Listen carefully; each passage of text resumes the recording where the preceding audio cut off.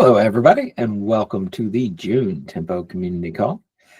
Today, we've got a myriad number of topics, so some that are pretty exciting.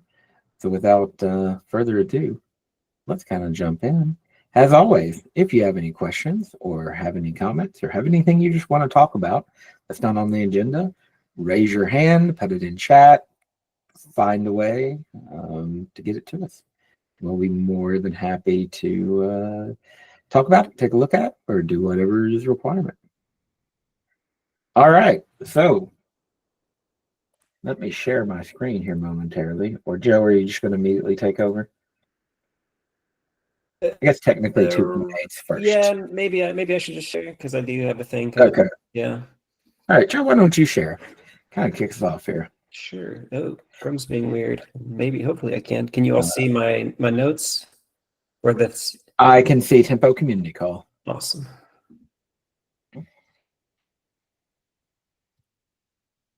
All right. Talk about 2.8 then. You want me to talk about 2.8? Oh, you're sharing. All right. 2.8 is technically like half cut, I suppose. The image exists. The release notes are there. Thank you, Kim. The release, everything's done except the blog post. And I normally kind of wait for the blog post to throw it in the Slack channel, the public Slack channel. So you have not been informed of this, but it all exists. And then Tiffany, the blog post is coming soon? Question mark? Yeah, it's in preview and just need to double check that there's nothing that carried over incorrectly, and then it should be good. Cool. Okay, so maybe in an hour or so, the blog post will exist, and it'll be a good chance to highlight, of course, in the blog post, the stuff that we think is most important. But you're on the community call, so you probably, maybe want a bit of a deeper dive. We're not gonna go into all this because it is a big release, but maybe we'll touch on some of the points here, and we have talked about a fair amount of this in the past.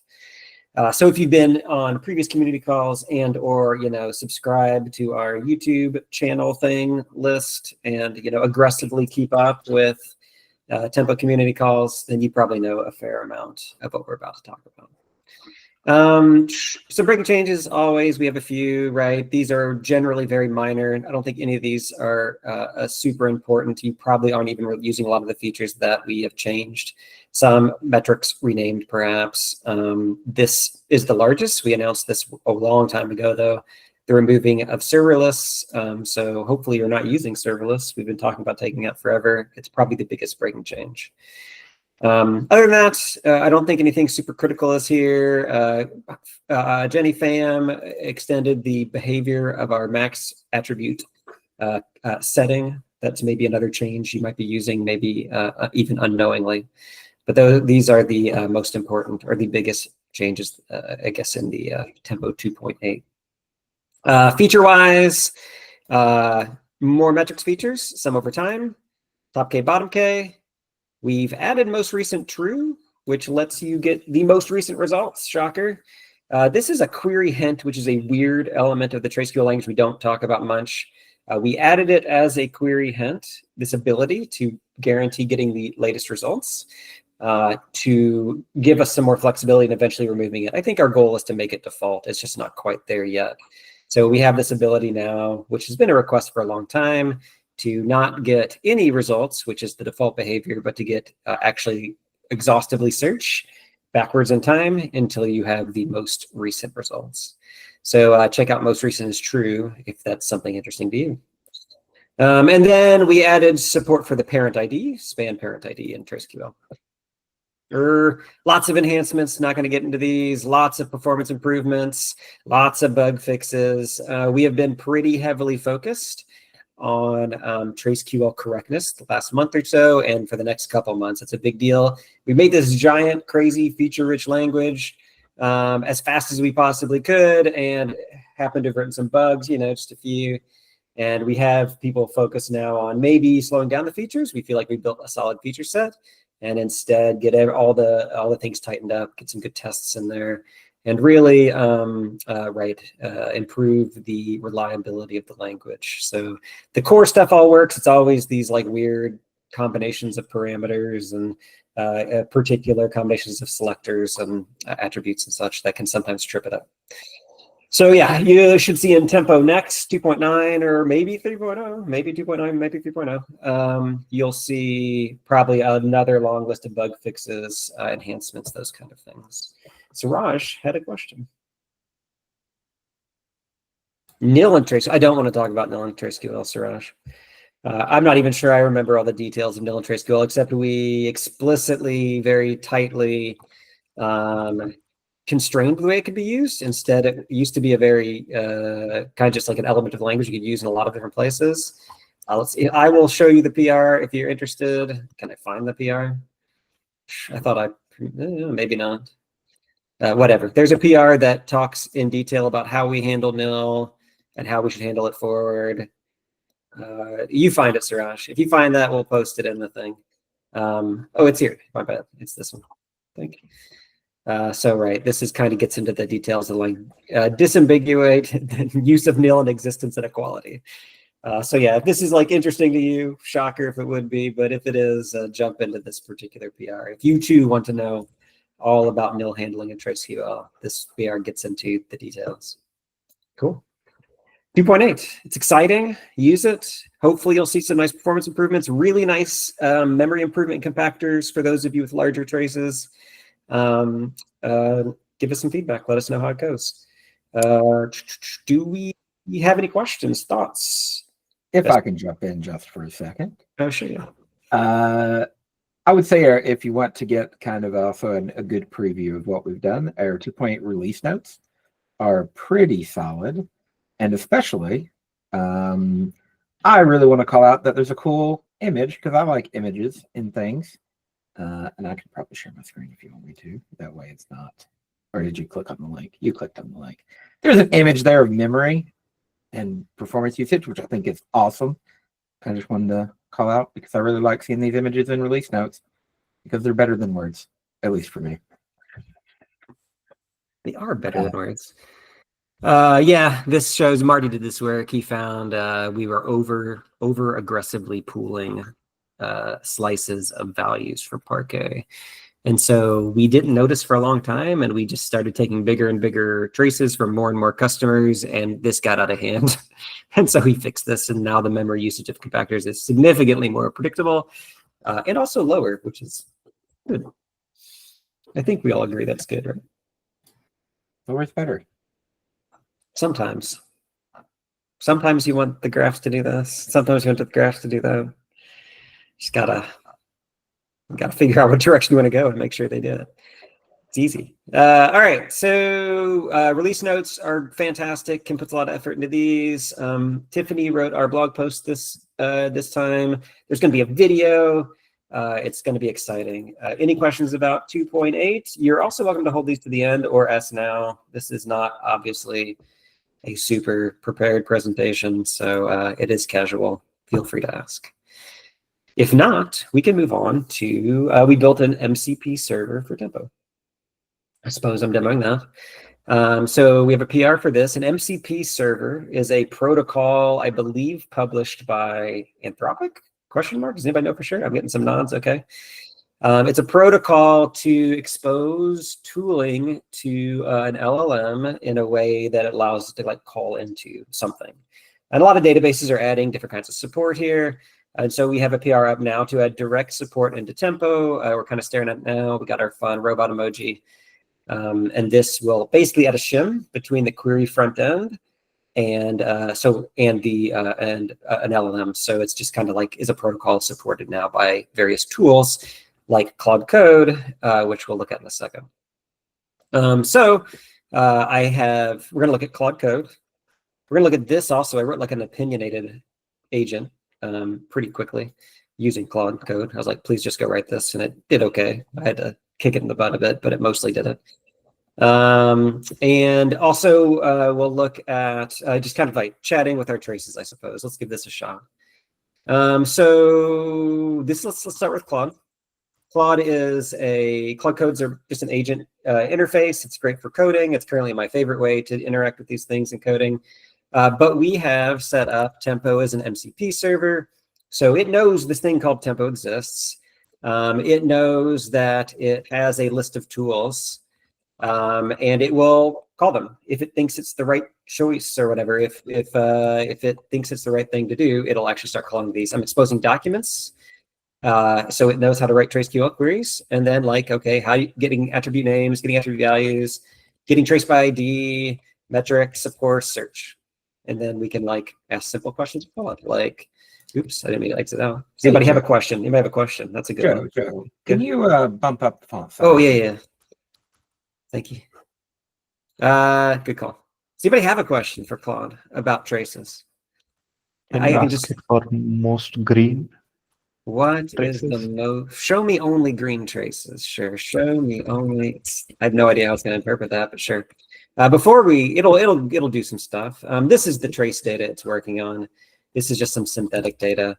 If you do enable the MCP server and template, it warns you that you're about to potentially pass your tracing data into an LLM. So think about it hard.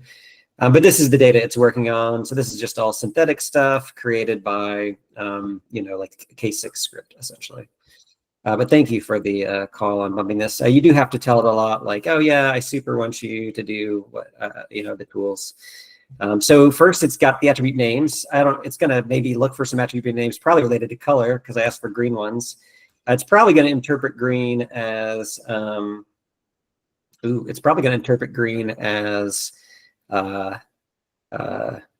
In fact, that's kind of what it's doing. This is interesting too. It asked for attribute values, but it did incorrectly. It asked for HTTP status code. It got an error back, and it was capable of figuring it out. So it added span dot in the front. So it asked for just this, which doesn't have a scope. But when you ask for attribute values, you need a scope. So it got that error, and it said, sure, I'll add span in front of that. So now, yeah, it's looking for HTTP status codes 200, 299, which are green, it supposes. It doesn't really know. But yeah, there you go. There's your green traces. It's doing a normal TraceQL search. So it did status code greater than 200, less than 300, or greater than equal 200, less than 300, which is, we all know, like the range of status codes, that's correct and a good. And now it's telling me, oh, I found 22 traces. Here's some stuff that's happening. Here's some of the, here's some of the operations, I suppose, that are currently succeeding, that are green. All right. We could, how about some angry traces? So I presume it's going to interpret angry to mean slow or in error, perhaps. Oh no, okay. So we all know that LLMs are very context oriented, right? I said angry, and it's sticking with HTTP status code. Now it's looking for things over 400, which is 4 and 500s is kind of the range for sadness and status code. It's doing another search. Now it's just looking for things over 400. Now that it's kind of like bound to a path in a sense, like it's using its previous context to kind of inform what it's going to do moving forward. But I love this because, I don't want to really generally ask for angry traces, but this really opens the door for what I want to do next in Grafana, which is not, this interface is great, I suppose, but I really want to expose this in the Grafana UI. So like in Explorer, you can do natural language queries. I assume people will not ask for angry traces. I assume they'll ask for things like, let's try something more normal. What are slowest HTTP endpoints? Oops, I spelled that wrong. It probably won't struggle with that. Oh, sorry, Matt, you opened the rest of your hand. I didn't see. Yeah, I was wondering, like, what if can you ask it if there's any similarities between the 403 bad traces to the, like, whatever it was complaining about there? Oh, okay. Yeah, we can do that in a sec. Good call. This is an interesting thing too. Claude is pretty aggressive. It thinks it knows everything. So it was like, I know how to write your slowest endpoint query. I'm going to write a metrics query. And it was wrong, syntax error. And then it tried again. Just, I don't know where it's getting these things from. It's just kind of like trying randomly, right? And then it asked for the docs. Ooh, where did it do that? Oh, it did not. It did a search, my bad. It still hasn't figured it out. Come on, ask for the docs. Generally, it asks for the docs after a little bit. That's why I have this agent. We'll briefly look at this one. I wrote a custom one, and it's because I can set a prompt, and the prompt says, go ask for the docs, you dummy, before you start trying to write TraceQL queries. And it does a lot better job of writing the queries. What is a prompt, Joe? What is a prompt? I think I know. Prompt is a system prompt, I suppose. I'm learning a lot of this myself. I'll be honest with y'all. Like, I use these tools like everybody else does to some extent. And the system prompt is like a set of text that pushes the very generic LLM in a specific direction. So I can share with you the system prompt. It's all open source for this thing here. If I just go to main, like I said, this is pretty slapdash. I say things like the current time is, so I passed the current time. The first time I was like, hey, please write a query over the last 3 hours. It thought it was sometime in 2024 when the LLM was generated, right? Because they build the models every few months. But so I actually have to tell it the time right now for it to make correct queries relative to now, which I thought was kind of fun. And then, be concise and to the point. I'm just kind of prompting it, giving it guide rails about what I want it to do and how I want it to behave, so that when a person just comes and start asking questions about traces, they get better responses. And one of these somewhere in here is like, use the docs. I also say things like, if you're unsure, ask a question instead of making a guess. If you're asked to do something not in the tools, just say, I don't know what to do. Like Claude will just try random crap unless you give it permission kind of to be dumb a little bit. Somewhere in here, you be quick to use the docs before attempting to write TraceQL, which makes it much better about like asking for documentation. I suppose I should bump that up to asking for documentation and writing better queries. So in this case, it wrote some bad queries and just gave up. Like it didn't even bother the docs. Sometimes it does. A lot of times it does. Why don't you check the docs? We have a question, Joe. Yeah. Sure. Matt Fine asked, did you say that Grafana Explorer, if hooked into these MCPs, that you could ask in a natural language? And is that feature coming soon in Grafana? So this is MCP, right? It's this open protocol. I've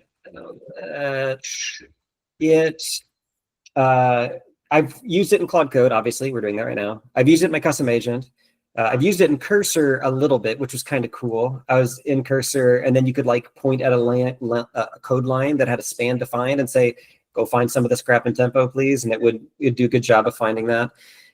Yes, though, to get to your question finally, is because this is an open protocol, there's definitely that's kind of awesome. There's definitely a opportunity here, right, to continue to integrate. And absolutely the next thing I want to do, and soon is strong, Matt. I don't know yet, but I work in software, and soon someone don't even know what soon means, right?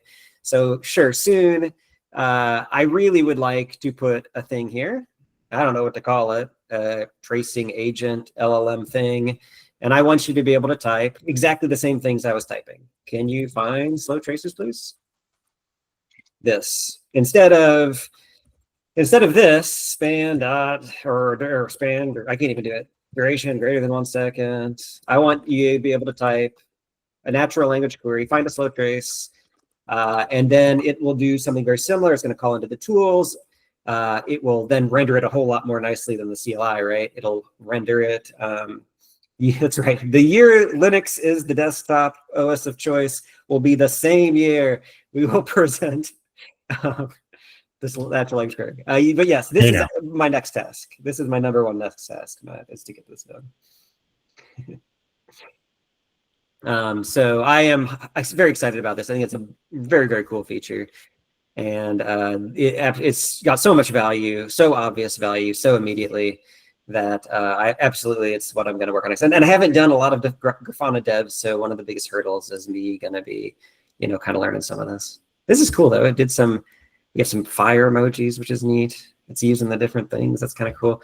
Oh, so I did say, hey, why don't you use the docs, please? And it's, oh yeah, I'm really stupid. I should use the docs. And then it asked for the docs, and then it wrote a perfect metrics query instantly. I'm like, okay, sure. We prefer face emojis to fire and color. Thank you, Mario, for suggesting angry emojis. Let's see if it will nicely now give us something. It's frolicking at the moment. Okay, there you go. We got the terrified person. This dude down here is very excited. And just, got a spectrum of emojis right there for you. Are you satisfied, Mario? Would you like? Yes, keep it the context. What's that? Yeah, keep it the context. You asked for angry traces. I wanted to know what those were. That's a good point. That's a good point. You think since I asked for angry traces, it would use the angry emoji, but it didn't. Yeah. Can you write a, this is where it gets fun, right? Can you write a haiku about my slow phrases? Slow endpoints? Endpoints? Oops, I forgot the word about article cart. Look at that, 1.8 seconds of pain, users click away. I assume that's a haiku. Somebody who can count syllables or knows what a haiku is welcome to correct me. Okay, so that's all fun, but here we go. Article to cart. I don't even have to spell this right. I don't know why I'm bothering. Is slow. Can you suggest improvements? Now, this gets a little hairy. I've done this on things I actually know, right, versus things I don't know. This is just in synthetic data, we all know. But I've done this on things that are, now it's going to get an actual trace, which makes sense. It wants to analyze the trace structure, right? I've done these things I know a whole lot better, and they're way more complicated. And it's like 80% right, 50% right, somewhere in there, and then like a couple misleading things. It's not perfect, and sometimes just very generic kind of suggestions instead of, you know, direct kind of, you know, nuanced, like educated, more educated suggestions. But I think for someone who who's new to tracing or new to their services, I think that's the thing I'm most excited about. Like, I am a new developer. This is what I typed. I don't know Pyroscope very well. I went to the Pyroscope, I put it against Pyroscope traces. I said, I am a new developer. Tell me how my services interact. I think this is where it really shines, things like this. Because this will onboard people a lot easier. Be like, I don't know, use our traces and go ask Tempo real fast. It'll tell you what talks to what.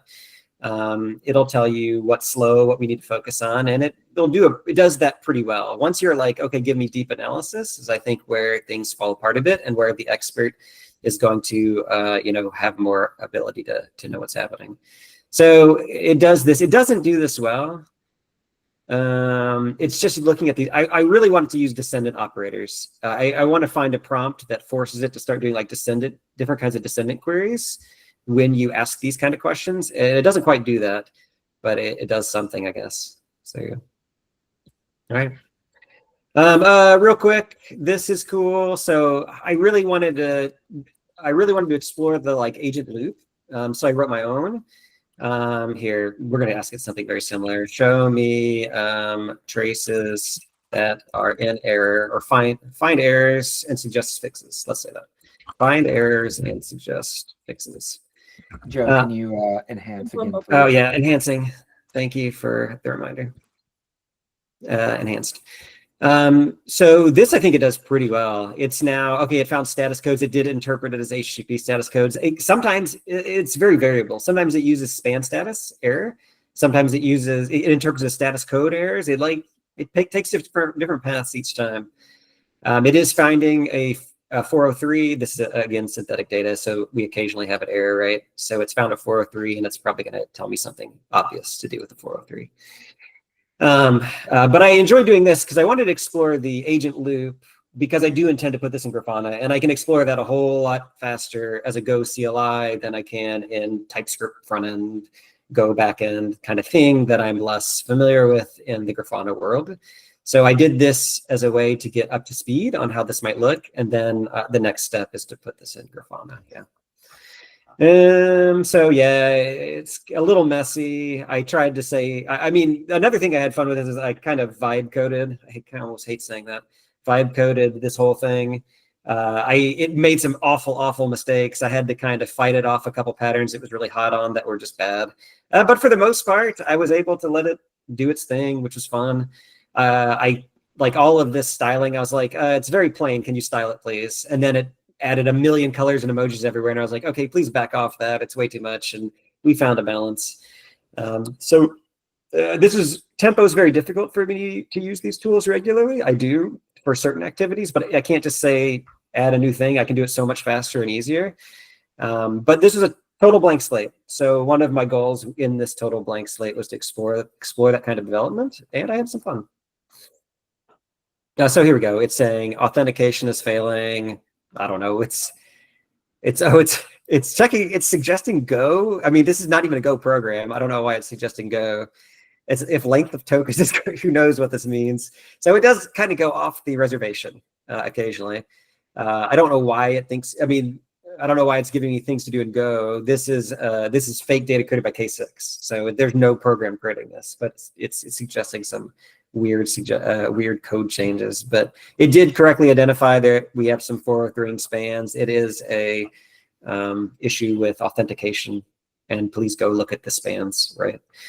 And this will look a lot better in Grafana because you'll actually see the trace nicely, and then you could use that to link to logs or all the other integrations we have in Grafana, right?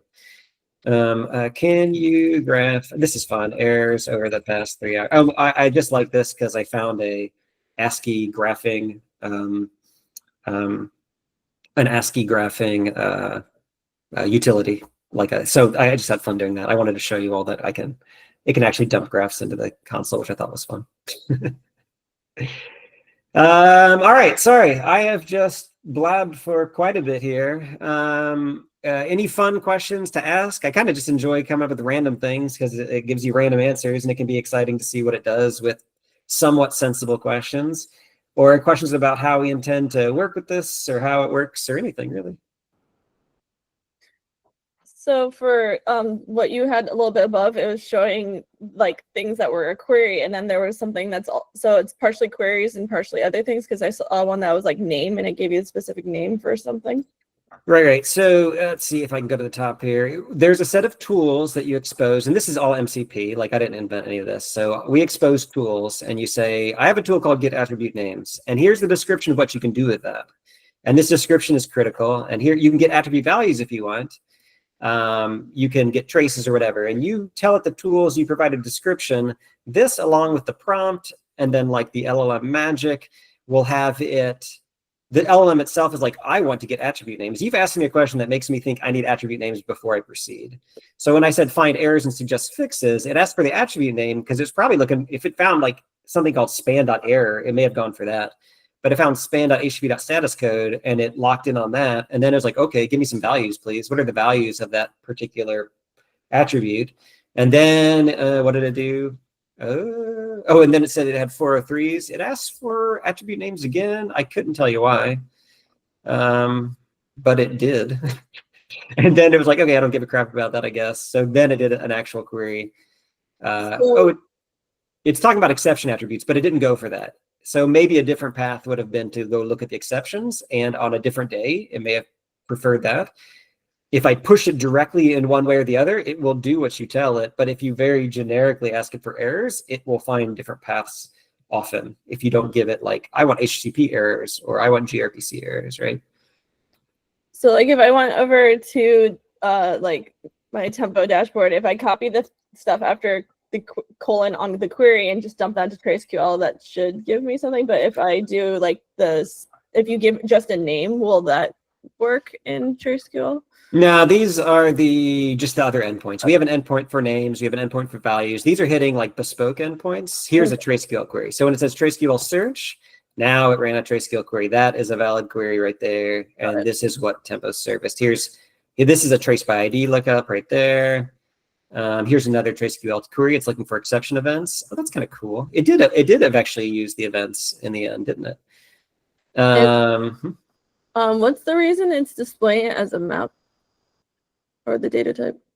Oh, this is a detail of the Go MCP implementation.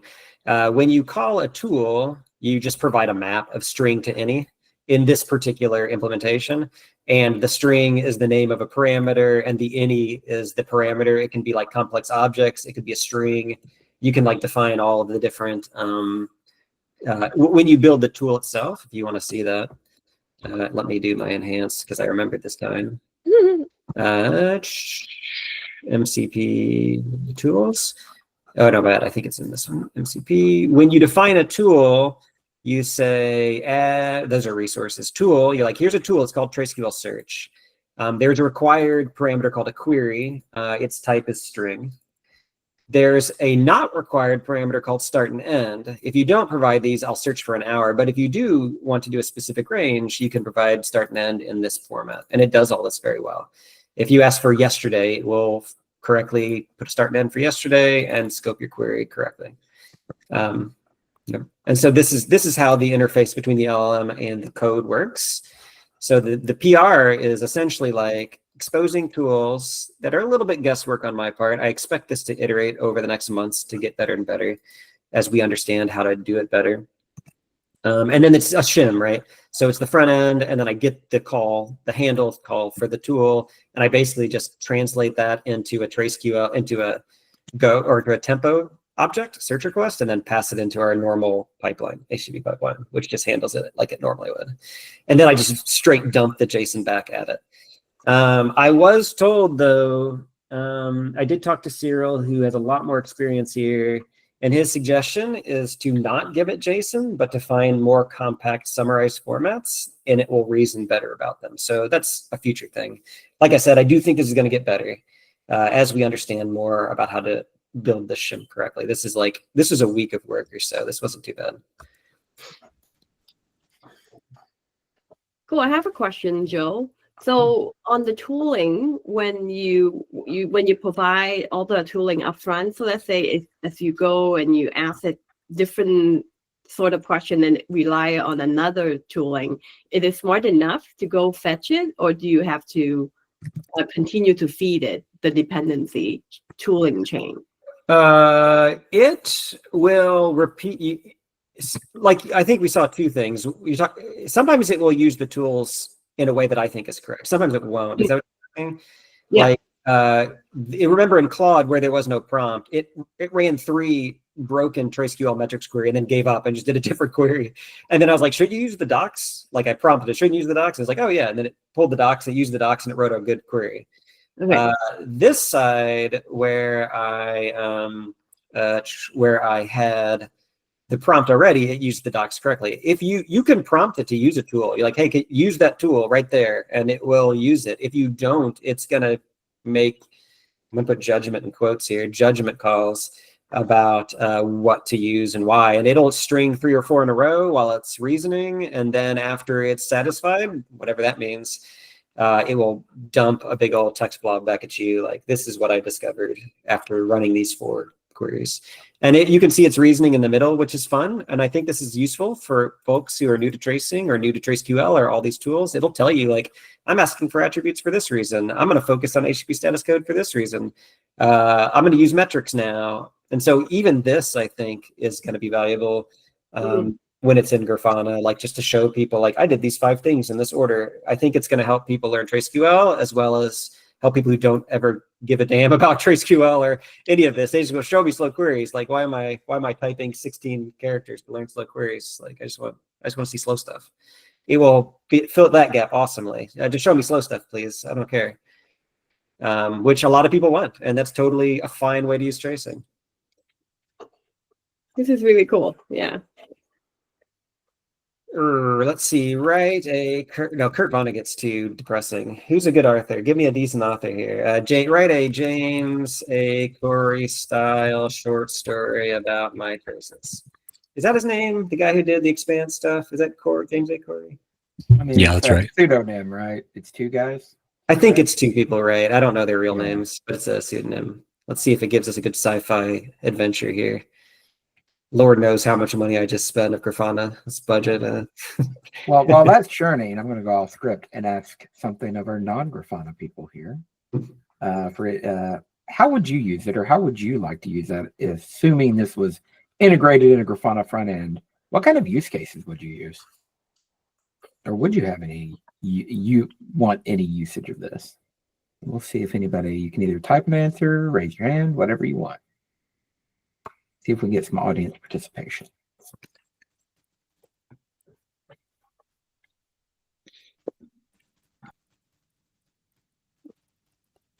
Or not. All right, Joe, tell us about the story. I have no idea. It's awesome. I mean, I think coffees, and I've read all the books. It's been a while. They're talking about coffee, some not so work appropriate words. But yeah, here we go. It's a sci-fi story involving Tycho Station, which I think is actually in the book. That is a real place, yeah. Okay, this may be infringing on some copyrights of James A. Corey. I do not know. But right, it's here we go. You got yourself a short story. Marco and Elena are trying to figure out some stuff about distributed tracing. Index out of range. That's that hits home. Authentication And service started, she said, pulling up a timeline. The display shifted, showing the first red bloom at 10:30 station time. Issue 4, 3 hours. This all. All right. I'm done.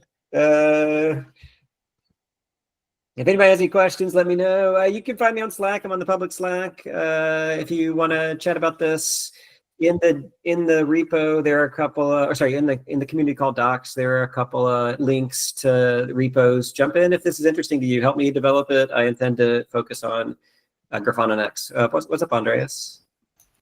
Yeah, I'm curious. What is your experience with generating a bit more complicated queries? Like how? Sure. Ask me. Because I also tried it once with the cloud model, but sometimes it didn't even get a proper query. Just my query was show me traces with errors. Sometimes it forgot the braces at the beginning and the end. Sometimes it used the wrong attribute. I'm just curious what your experience is in the accuracy of the queries, the generated queries. Absolutely. Let's try something harder, but let me talk about what I do. List my service names. I don't even know what service names are in here. It'll just ask for the resource service name. My experience is it does a terrible job until it reads the docs, and then it does a great job. After it's read the docs, I don't think I've ever seen it send an incorrect PostgreSQL query.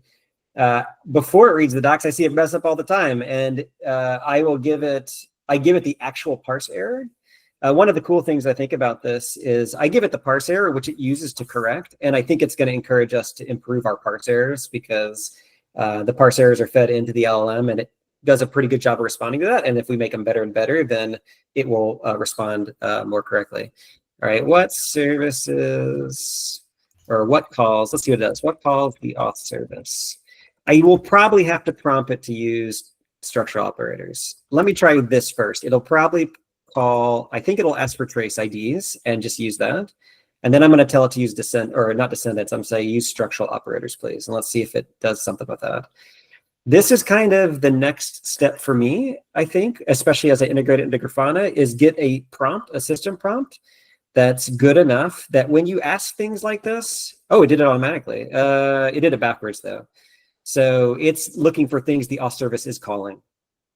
It's looking for things that are downstream, and I said what calls the auth service. If I correct it, it will fix itself, but I do think this is an area for improvement, and it'll probably be done through the prompt, through docs. Another good thing, feeding it the docs, is I think we're going to add a lot more examples to our docs, and I think we're going to have a lot more use cases in our docs, which will both improve the docs for people and for machines. I'm sorry. In Markdown format or HTML or some custom? I fed it. I actually put this in the PR. I fed it directly to Markdown. I split it up in a way. Kim, you're about to hate me. Sorry, Kim. I cut out what I consider like the core of the docs, of the TraceQL docs. I put those into a new file. And then I added this stupid thing called this Markdown MCV cutoff. I basically cut everything above this to not confuse. And I feed it everything below. This is the actual docs that are served. I have mixed feelings about this. I think it's cool in some ways. I think investing in these docs will also help us invest in what we feed the LLMs and vice versa. But I also think this is a little hard to realize. I mean, I tried to put a comment, but this is easy to mess up, right? It's easy to forget about this and reconstruct the docs in some way that breaks something. So I have mixed feelings. I talk about in the PR, please give me comments. Hey, Kim, are you going to tell me I'm a crazy person? No, actually, I have a bunch of doc updates that I was doing to the TraceQL docs to restructure and make things easier to use.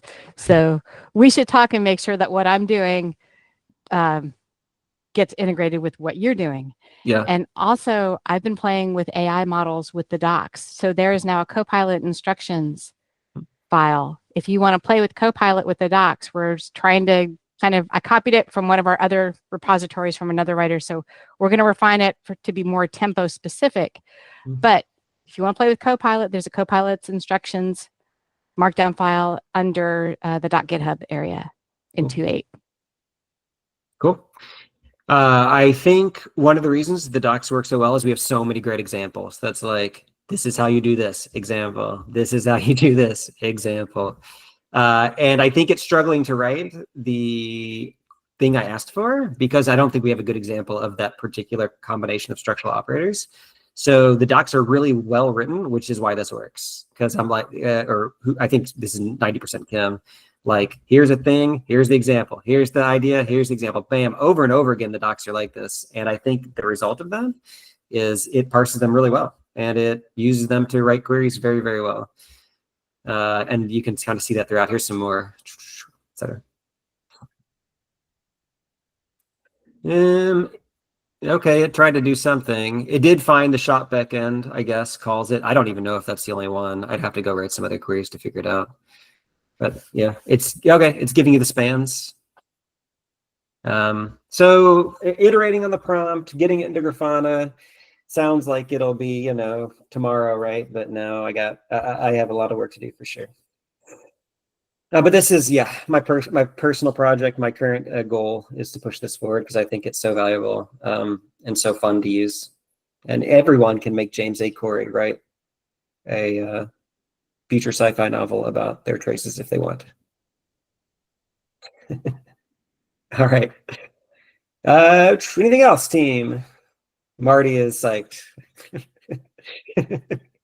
Marty cannot wait to get sci-fi novels about his distributed tracing data. I appreciate your all's time. I'll hand it back to Matt here to wrap us up, and we'll see you next month. All right. Do we have any other non-MCP related Tempo questions or anything else? As we've got a few minutes here. Andreas? Yeah, I actually have a question. What is the new role of the ingester in the new architecture? So in the new architecture, there's this block builder, which creates the new blocks and puts it in object storage. So is the ingester just there for kind of caching, like that the query is connecting to the ingester to read the most recent traces, which are not in blocks yet, or what else is it doing? Yeah, essentially that. It's just buying time for the block builder to build the blocks and for these blocks to be discovered. So it'll just hold like whatever much data is needed, like say 10, 15, 30 minutes. In memory or disk, just something that is very fast to like consume and read from. Yeah, and they won't be ingesting anymore, so we need to find a new name. I don't know if we should do like an internet poll or something. I've asked ChatGPT multiple times, and all the suggestions are always bad. Okay, thanks. And second question, what is the future of the monolithic tempo? Will the monolithic tempo also require Kafka then? Kafka instance? We don't know yet. It's possible that it'll be.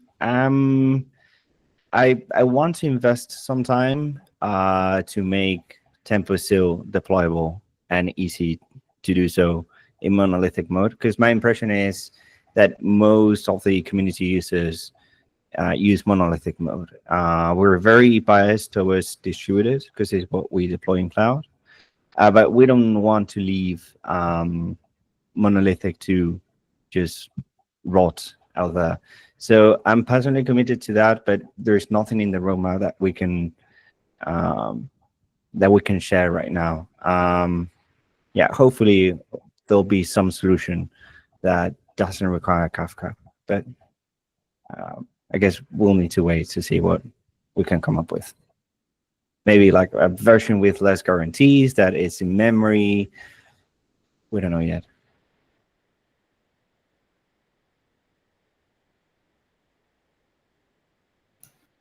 Okay, thanks. Yeah, my next question was then if there will be a future also like keeping the old state without the Kafka, but I think you already answered it. I think most likely there won't be. It'll be too different, and it will be a lot of work maintaining both architectures. But I don't know. I think, yeah, we're on the side of just removing classic Tempo, the classic architecture. Okay, and is there any kind of big issue or doc, or like I saw a few pull requests where, like also one from you, where you had a graph, a nice graph of the new architecture, but is there some kind of starting point where I could take an easy overview instead of just looking at all the pull requests? We haven't made most of the documentation public yet. There are many diagrams, lots of documentations, guides that we're using for rolling, like doing the rollouts and just explaining all these changes. But since we're still moving moving fast, and hey, the project has changed multiple times already on how we were gonna just do it and roll it out. We don't want to like share too much and then have to, oh no, but then we're doing it this other way, and that multiple times. But Kim and I were already working on documentation, and just the first step I think will be just try and make all the documentation that we already have internally just accessible to the rest of the community. Yeah, Marty. Hey, Andreas. Yeah, I guess Marty said we're kind of in the middle of the re-architecture, and we expect to deliver the other half like in the next release or two. Are you interested in running the intermediate architecture, and that's why documentation would be helpful, or is it more about just like getting up to speed ahead of time? Yeah, I'm just curious like about the changes getting out of speed, because we are maintaining the tempo operator, and there will be a few changes required there if we need to integrate Kafka, of course. And Okay, I was cool. also kind of asking about the possibility of like keeping the last one, like previous architecture, because it would make it easier for people who don't have Kafka on-prem. Because I think it's easy to get it in the cloud if you're already on some cloud provider. But if you have like an on-prem instance of Kubernetes or OpenShift, it's maybe not that straightforward to host your own Kafka. So that's where I'm coming from. Yeah, I think in that case, I think we expect to have the documentation like in the final place as we get closer to the final architecture, and hopefully some of the intermediate steps that we've had to do won't be necessary. Yeah. I mean, I guess we can see if we have anything else that we would like to publish, Mario.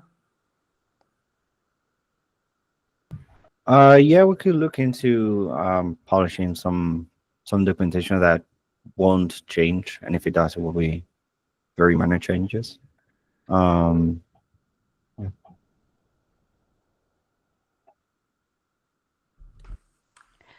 Andreas, are there specific docs that you're interested in? Because if you can give us a list, then we can see what we have that's stable.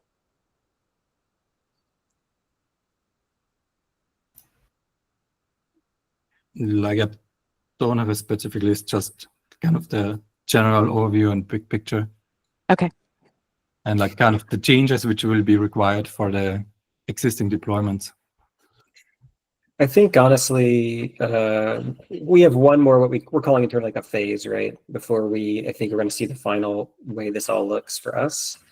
At that point, we should just have a sync meeting. Andreas, Mario, and Marty are the experts here, but you should just get in a room and say, this is what it looks like now. This is how we transition from point A to point B, and hash it out and see what you can get done. This is definitely worth, I think, meeting together. Otherwise, it'll be very difficult to communicate all this. Sounds good, yeah.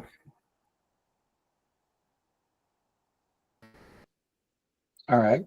We also had Greg a few minutes ago posted a question in the chat of how can I tell which version of Tempo is using Grafana Cloud Instance? Some of the features don't seem to work. That kind of replied, can you give me the tenant ID? Looks like he gave a commit hash. That sort of tells me we probably don't have a magical way to view it from the front end. And specifically, it seems like having trouble with getting the nil queries to work. Disambiguating existence or something. I was just going to look up if R202 had that change in it. It should. That change is pretty old. And like Zach said, what is in cloud right now is generally about 2 weeks off of tip of main. We deploy every week. We cut a version every weekend. We deploy it to our dev and ops, and the next week we could deploy to prod. So it is very up to date. If you're having an issue with something, you can file a support ticket. I mean, since you're here, if you just want to, chuck the query you're having issue with, might be able to help you a little bit more directly. Yeah, unless we slip. 2 weeks. So Greg, also tomorrow, tomorrow's Friday. Yeah, tomorrow will be a new version. So you can try tomorrow. I will. There's a health endpoint for our Grafana.net instance. Is there a similar one that gives me which version and which commit it's on? I don't know if do we expose the status endpoint? I hope not. Yeah, really. But in your docs, when you're setting up your instance, you'll be able to see where to send traces. That is an API. So if we expose it, it's available there. Okay. And if we don't, then the short answer is no. I was just trying to check for a resource attribute equal to nil.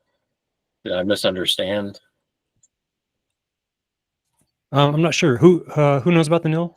Okay, so equals nil. The PR is up. But I think FAM's lost some momentum on it. Does not equal to nil is what works right now.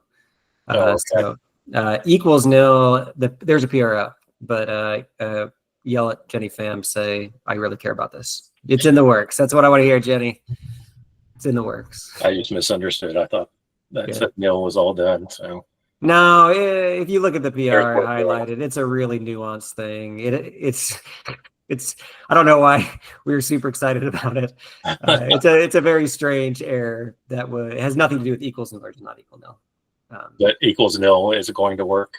It's what I want to do is check for something that this is what I asked a few months ago, that I want spans, but I want where a value that may or may not have nil, may or may not have a value, to only check for the ones that are not equal nil and it has a value, so that I get other spans back that don't even have that attribute. Okay. Yeah, that's what the equals nil will do for you, right? Okay. That I don't know. There's, like Marty said, there's a workaround in the issue. I don't know if it'll work for that.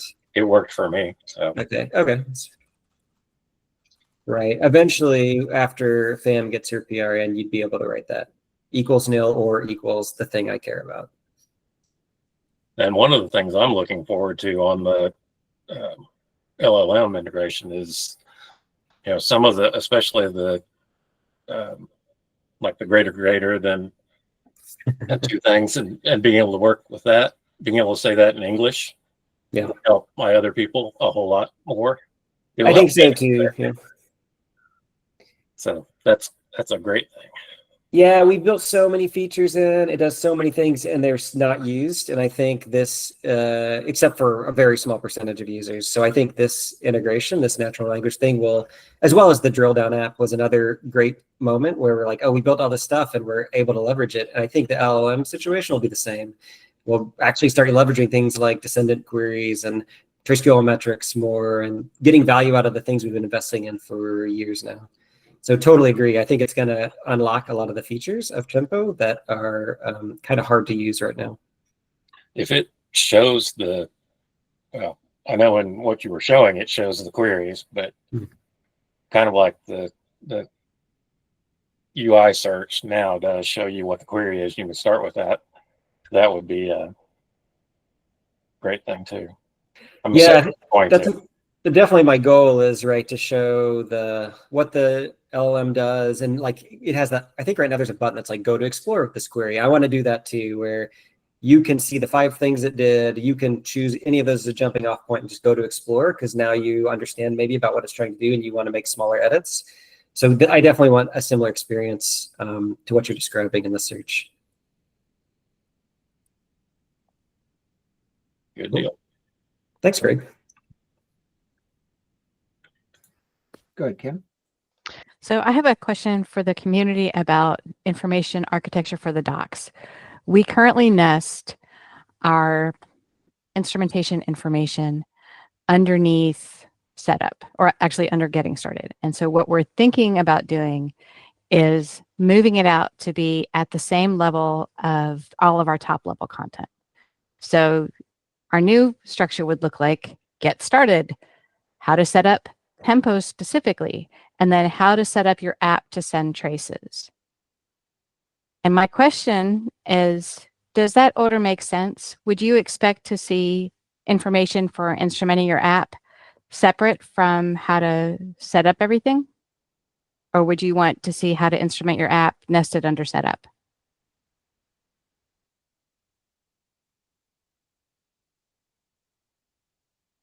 Don't all answer at once. I think I would do it as a main, like A mainline? and not on the Okay. side. But Awesome. Because it could go either way. And I want to do it in a sense that makes sense to people who use it.